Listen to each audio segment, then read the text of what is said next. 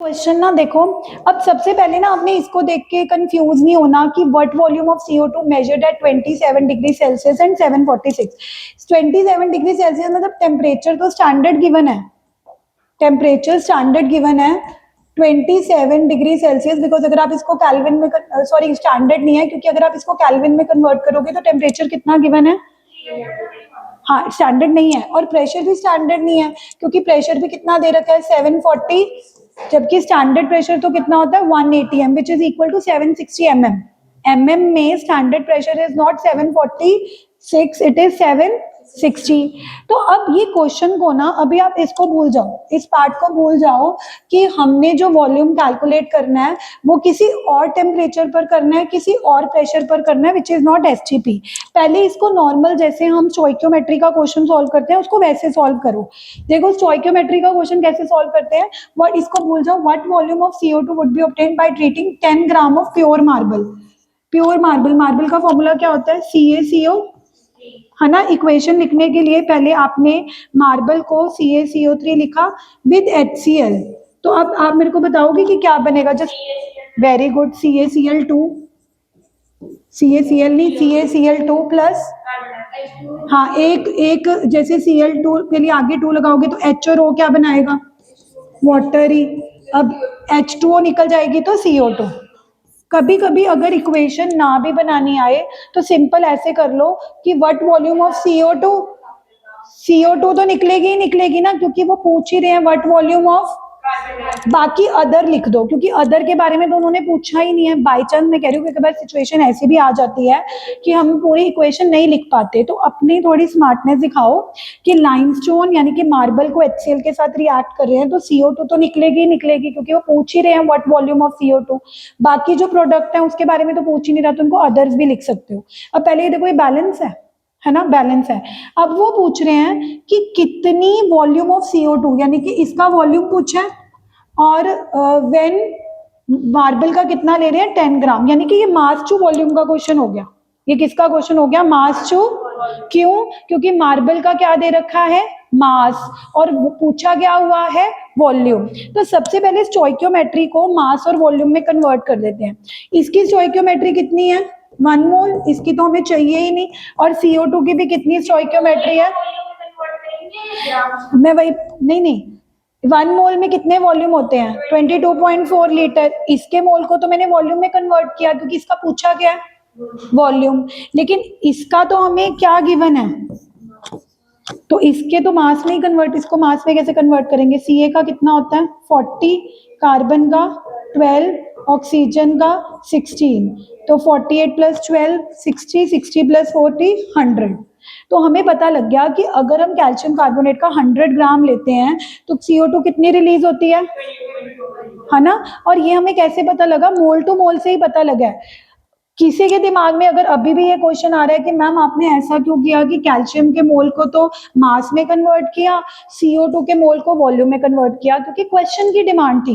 Question में marble का मास दे रखा है 10 ग्राम और CO2 का पूछा क्या है वॉल्यूम। तो जिसका मास दे रखा है उसके मोल को मैंने मास में कन्वर्ट करा, जिसका वॉल्यूम पूछा उसको मैंने किस में कन्वर्ट किया, हाँ। तो 100 ग्राम मार्बल से कितनी CO2 रिलीज होती है 22.4 लीटर।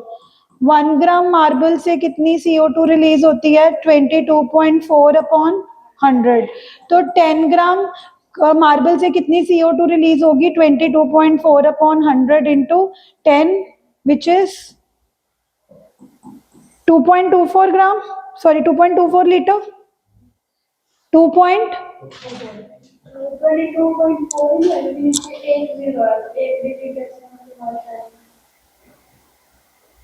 एक डिजिट तो यहाँ पे है ना, तो लेफ्ट शिफ्ट ही होगा।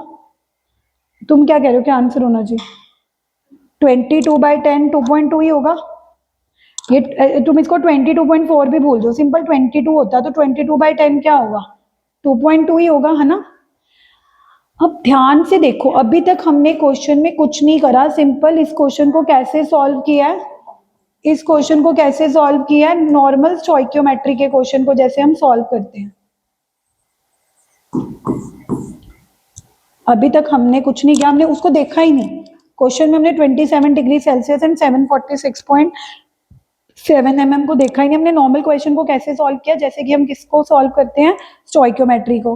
अब ध्यान से देखो, लेकिन जो ये वॉल्यूम आई है, जो तुमने वॉल्यूम आई है, ये तो एफटीपी पे आ रही होगी ना, क्योंकि जब हम मोल कंसेप्ट से कोई भी वॉल्यूम निकालते हैं वो किस पे आती है, स्टैंडर्ड टेम्परेचर प्रेशर। यानी कि ये जो तुम्हारा वॉल्यूम आया है 2.24 लीटर, ये कौन से टेम्परेचर पर आया है, 273 केल्विन। कौन से प्रेशर पर आया है, 760 mm। लेकिन हमने कौन से टेम्परेचर पर निकालना है, 300।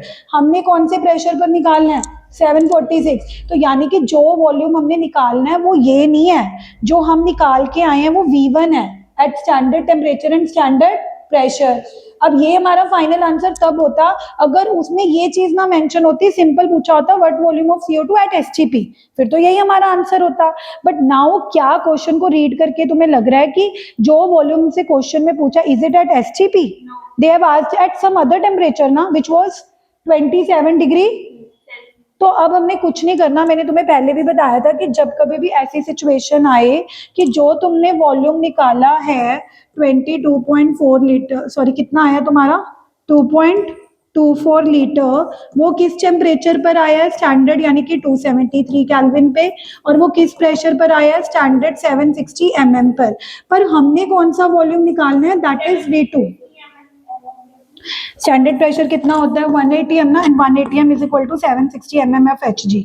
अब हमें प्रेशर इसमें क्यों लेना है, क्योंकि जो प्रेशर वो हमें दे रहे हैं वो भी हाँ वो mm में दे रहे हैं। कितना दे रहे हैं, 746.7 mm उन्होंने mm में दिया ना, तो हमें भी standard pressure, we can't take 180 m, हमें भी स्टैंडर्ड प्रेशर किस में लेना पड़ेगा, mm में। उसके लिए हमें पता होना चाहिए कि 1 atmosphere is how many mm, 760।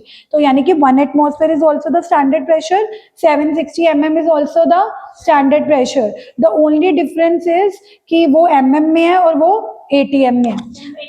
Temperature इन्होंने जो दे रखा था वो 27 डिग्री सेल्सियस दे रखा था, तो केल्विन में कन्वर्ट करने के लिए 273 से प्लस करेंगे तो क्या आ जाएगा।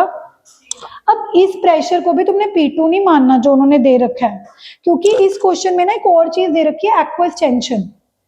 ब्रैकेट में लास्ट में इस क्वेश्चन को भी और भी कॉम्प्लिकेटेड बना रखा है, क्योंकि जो प्रेशर तुम्हें गिवन है ये फाइनल प्रेशर नहीं है। अगर क्वेश्चन में कभी एक्वस टेंशन दे रखी होती है, एक्वस टेंशन का मतलब होता है the pressure applied by water, जो कि अपवर्ड डायरेक्शन में होता है। तो यानी कि अगर हमारे पास जो प्रेशर उन्होंने दे रखा है इसमें से हमें एक्वस टेंशन माइनस करनी पड़ेगी 26.7, तो जाके P2 की वैल्यू आएगी 720।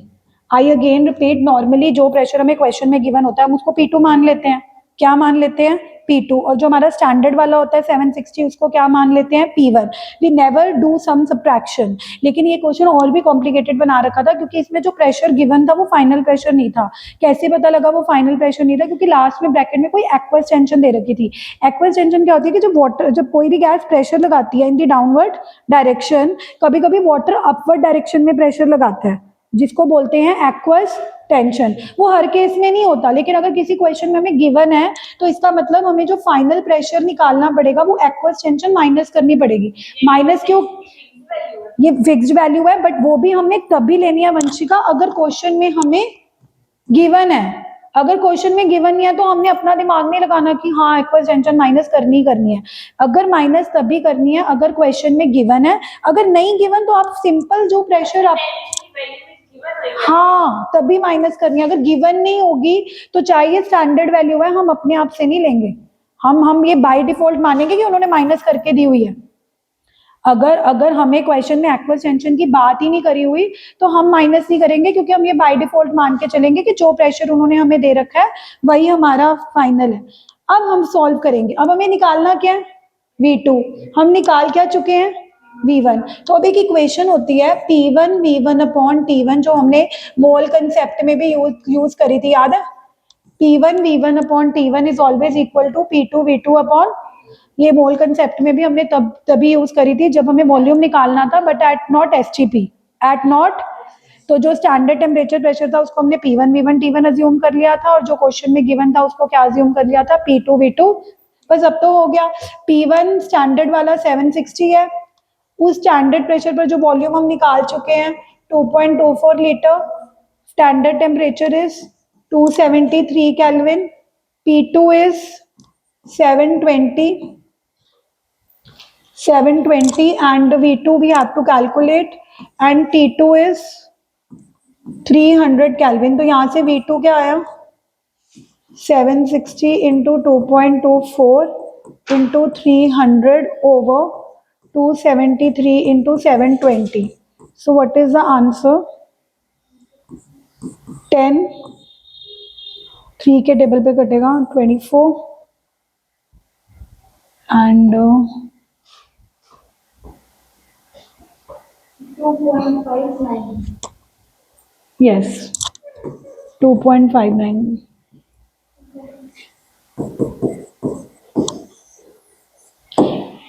थोड़ा सा मुश्किल है क्वेश्चन क्योंकि इन्होंने स्टोइकियोमेट्री और आइडियल गैस इक्वेशन से जो P1 V1 T1 is equal to P2 V2 upon T2 होता है उसको ब्लेंड कर दिया है.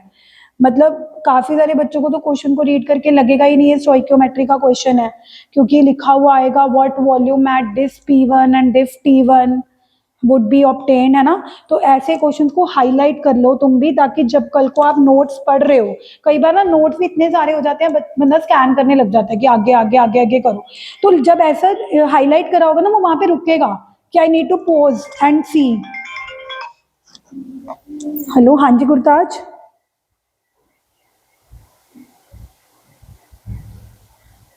आवाज नहीं आ रही. हेलो,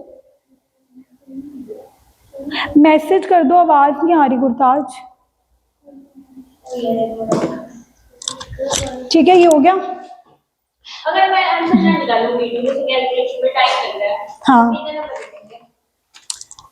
हाफ मार्क्स तो काटते ही हैं. अगर 3 मार्क्स का क्वेश्चन है और आपने फाइनल आंसर नहीं छोड़ा बाकी सारा कुछ ठीक है तो 2.5 एट द वर्स्ट केस 2, लेकिन आधा नंबर ही कटता है कैलकुलेशन का, ज्यादा नहीं कटता. ठीक है, अब तुम्हें स्टोइकियोमेट्री का है.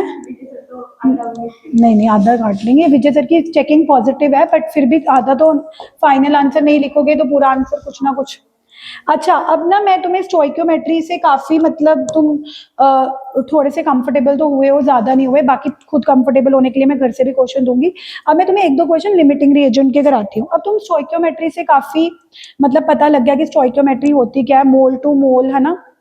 अब मान लो तुम्हें क्वेश्चन आया, ठीक है.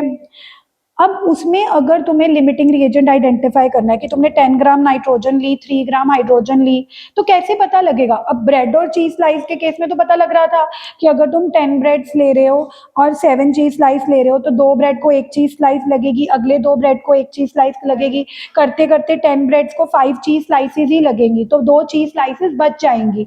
तो कौन सा रिएक्टेंट है जो कंज्यूम हो रहा है कंप्लीटली? ब्रेड. तो लिमिटिंग रिएजेंट क्या है? Bread. And which is the excess reagent? Cheese slice. Now we will see कि स्टोइकियोमेट्री में लिमिटिंग रिएजेंट के क्वेश्चंस कैसे करने हैं. क्वेश्चन लिखो, then you will understand. 50 kg of N2, 50 kg of N2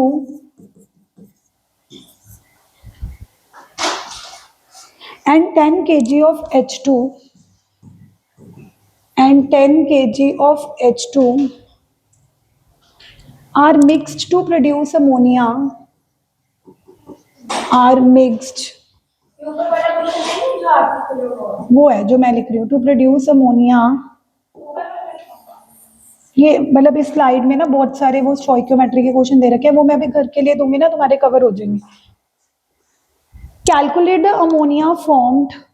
इसमें भी ऊपर वाले जो दिया हुआ है इसमें भी ग्राम और लीटर में कन्वर्जन है ना, एक सही है. यस, मास टू वॉल्यूम का क्वेश्चन हो. Calculate the ammonia formed. Also identify the limiting reagent. Also identify the limiting reagent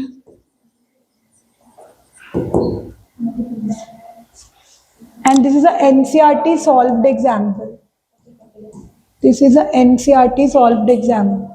ये ना एक बार लिख लेना इस न्यूमेरिकल से पहले कि लिमिटिंग रिएजेंट, ताकि आपको पता लग जाए कि ये न्यूमेरिकल नॉर्मल स्टोइकियोमेट्री का नहीं है, ये कौन से टॉपिक का है, लिमिटिंग रिएजेंट.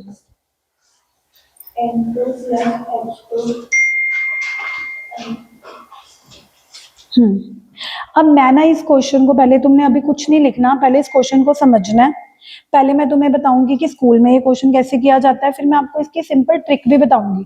अब ट्रिक आपको इसीलिए सॉल्व करनी है क्योंकि कई बार ना ये क्वेश्चन मुश्किल लगते हैं, तो ट्रिक से आपको पता लग जाता है कि आप सही कर रहे हो या नहीं कर रहे। 50 kg of N2 पहले समझ लो, ठीक है। अब देखो, सबसे पहले limiting reagent is a part of stoichiometry. तो स्टोइकियोमेट्री क्या कहती है? सबसे पहले तो रिएक्शन लिखो। क्या लिखो?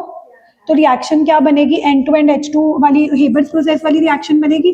N2 plus H2 gives ammonia, और बैलेंस करने के लिए यहाँ पे 3 लगाओगे, यहाँ पे 2 लगाओगे। सबसे पहले आपका जो स्टेप है that is writing the balance chemical equation. लिख ली? अब तुम्हें दिया क्या हुआ है? 50 kg ऑफ N2, मतलब N2 के आपको कितने गिवन है? 50 kg मतलब 50,000 ग्राम, ग्राम में लेते हैं ना नॉर्मली, और H2 के 10,000 ग्राम गिवन है, और पूछा है कि अमोनिया कितनी बनेगी। ठीक है, अब सबसे पहले तो प्रोडक्ट पूछा है। अब मुझे एक बात बताओ, अगर इस क्वेश्चन में प्रोडक्ट पूछा है और N2 भी दे रखा है, H2 भी दे रखा है, तो ये नॉर्मल स्टोइकियोमेट्री का क्वेश्चन नहीं है। देखो क्यों, मेरी बात ध्यान से सुनना। अगर तुम ऐसे करो कि 1 मोल N2 से कितनी अमोनिया बन रही है? 2 मोल।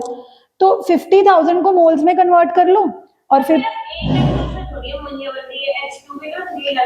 That's what I am saying. वही तो तुम्हें बता रही हूँ कि जब तुम्हें दोनों रिएक्टेंट दे रखते हैं, जैसे मेरी बात फॉलो करो ना, जब मैंने तुम्हें बोला था कि तुम्हें 10 ब्रेड दे रखी हैं और 7 चीज स्लाइस दे रखी हैं, अगर तुम चीज स्लाइस से निकाल लेते कि 7 चीज स्लाइस है तो 7 ब्रेड बनेंगे, तो तुम्हारे 7 सैंडविचेस बनेंगे, तो तुम्हारा आंसर गलत क्यों आता?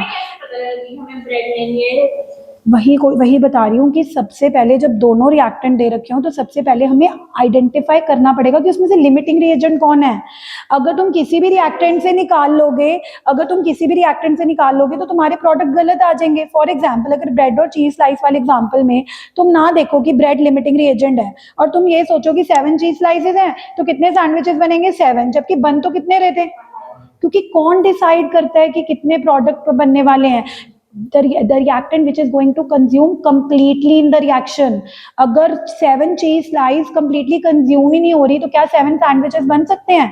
तो यानी कि अगर इस क्वेश्चन में ये लास्ट लाइन ना भी लिखी होती ना, also identify the limiting reagent, तब भी ये क्वेश्चन लिमिटिंग रिएजेंट का है। क्यों? क्योंकि जब तक तुम यही नहीं पता कर पाओगे कि इन दोनों में से कंज्यूम कौन होने वाला है कंप्लीटली, इनमें से लिमिटिंग कौन है, तभी आप अमोनिया की प्रोडक्शन निकालोगे। अगर तुमने रैंडमली किसी से भी निकाल ली ना तो तुम्हारा आंसर तो गलत आ जाएगा, क्योंकि तुम्हें क्या पता कि H2 कंप्लीटली कंज्यूम होने वाला है या N2। तो पहले तो इस क्वेश्चन को ये समझो कि even if in this question it is not written that identify the limiting reagent, हमें पहले लिमिटिंग रिएजेंट ही आइडेंटिफाई करना पड़ेगा, क्योंकि जब तक हमें यही नहीं पता लगेगा कि N2 और H2 में से कौन सा रिएक्टेंट है जो कंप्लीटली कंज्यूम हो रहा है, हम उसी से ही प्रोडक्ट निकालेंगे। अगर तुमने सिंपल ये सोचा ना कि मैं तो N2 से निकाल लेती हूँ कि 1 N2 से कितनी अमोनिया बन रही है? 2 मोल्स।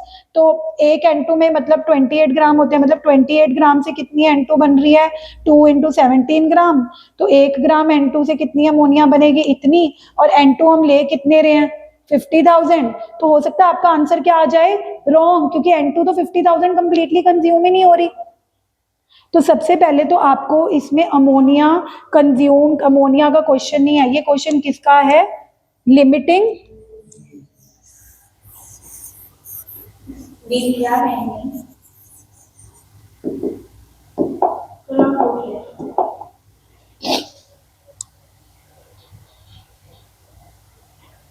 नहीं, मैंने तो नहीं आना, मैं बता रहा हूँ।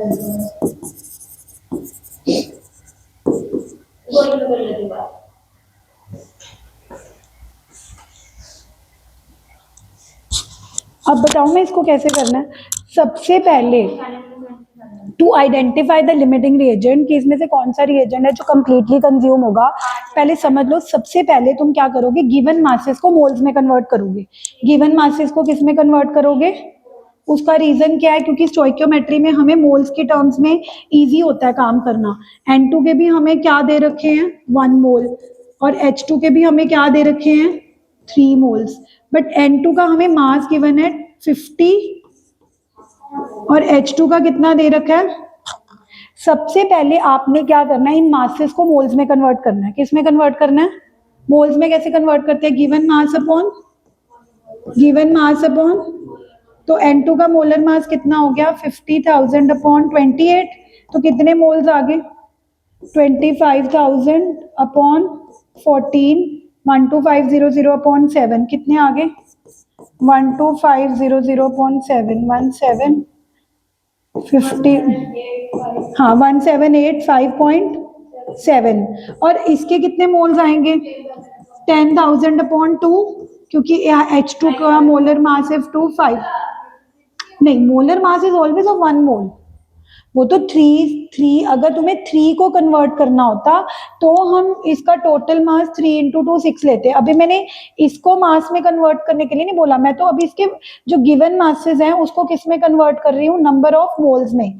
तो नंबर ऑफ मोल्स का फॉर्मूला होता है given mass upon molar mass is तो मास ऑफ 1 मोल ना विच इज 2 ग्राम। अब मुझे एक बात बताओ आपको N2 के कितने मोल्स गिवन है 1785 और H2 के कितने मोल्स गिवन है। अब मुझे एक बात बताओ स्टोइकियोमेट्री क्या कहती है कि N2 के अगर 1 मोल है तो H2 के मिनिमम कितने होने चाहिए। अगर N2 के 1 हैं तो H2 के कितने होने चाहिए, यानी कि इन अदर वर्ड्स आप ये भी बोल सकते हो कि 3 moles of H2 require how many moles of N2 1 mole of H2 को कितने N2 रिक्वायर है 1 बाय तो 5000 मोल्स ऑफ H2 को मिनिमम कितने N2 रिक्वायर्ड है 1 बाय 3 इंटू 5000 विच इज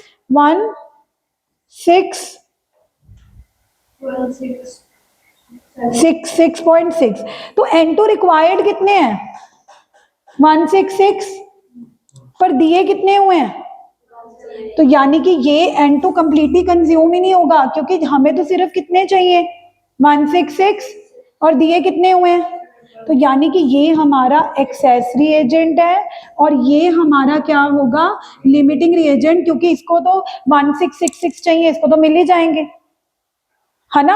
अब ये तो है नॉर्मल मेथड जो यूनिटरी मेथड है कि यूनिटरी मेथड से तुम ऐसे देखो कि 1 को 3 चाहिए, उल्टा भी कर सकते थे कि 1 को 3 चाहिए तो 1786 को कितने चाहिए, जैसे मर्जी करो। अब मैं इसकी बताती हूँ ट्रिक बहुत आसान है। जब भी तुम्हें पता करना है ना कि कौन लिमिटिंग रिएजेंट है, अगर यूनिटरी मेथड मुश्किल लगता है, सिंपल एक फंडा बताती हूँ, ये फंडा आपको कहीं नहीं मिलेगा। How to identify the limiting reagent. अब पता नहीं है स्कूल में उनको पसंद आए ना आए, बट वैसे तुम्हें अपनी चेकिंग के लिए कि कल को तुम गलत तो नहीं करे, सिंपल पता है क्या करो, स्टेप 1 में उनके मोल्स उतारो जो स्टोइकियोमेट्री से दे रहे हैं, उतार लिए। स्टेप 2 में क्या करो, जो मास गिवन है ना उसको मोल्स में कन्वर्ट कर लो, वो तो तुमने अभी करा ही था। इसके कितने आ रहे थे 1766 और इसके कितने आ रहे थे 10,000 बाय 2। स्टेप 1 में तुमने क्या किया, मोल्स उतारे। स्टेप 2 में तुमने क्या किया कि जो तुम्हें गिवन मासेस है उसको किस में कन्वर्ट किया, मोल्स में। अब नहीं 28 गिवन मास, यहाँ पे गिवन मास H2 का 2 है, मोलर मास यहाँ मैंने स्टेप 2 में मैंने नंबर ऑफ मोल्स निकाले हैं, गिवन मास अपॉन।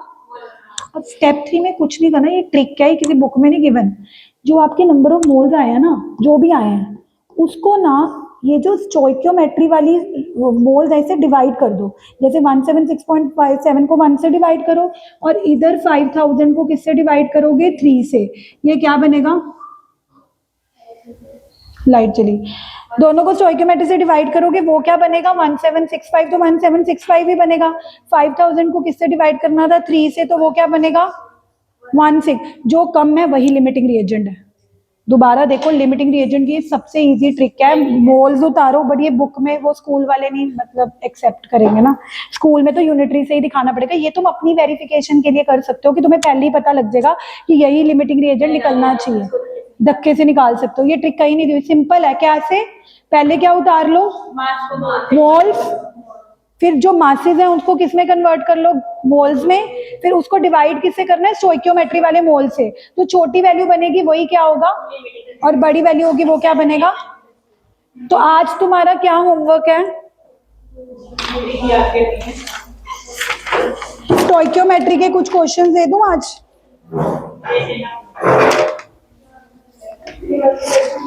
हाँ